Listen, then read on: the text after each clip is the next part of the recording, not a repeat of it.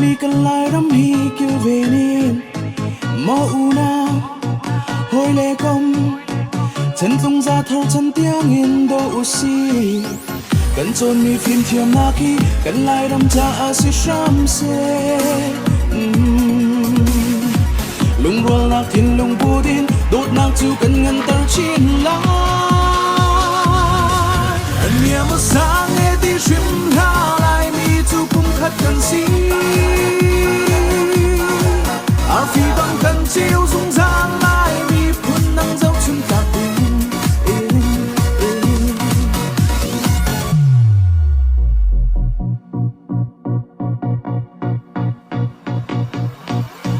rau sung bi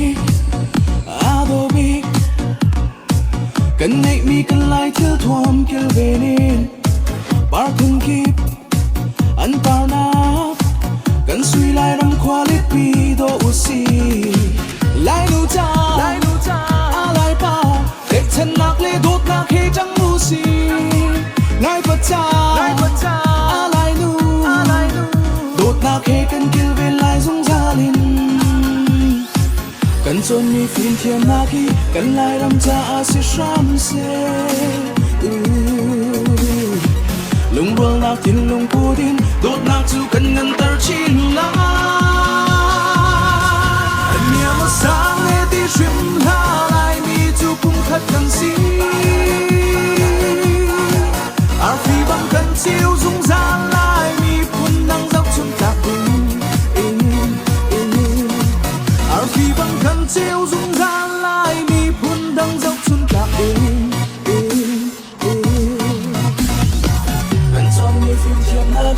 kan lai ram cha si sham se lung rol nak thin lung pudin dot nak chu kan ngan tar chin la an mia ma sang e ti shim la lai mi chu kum khat kan si ar phi bang kan chiu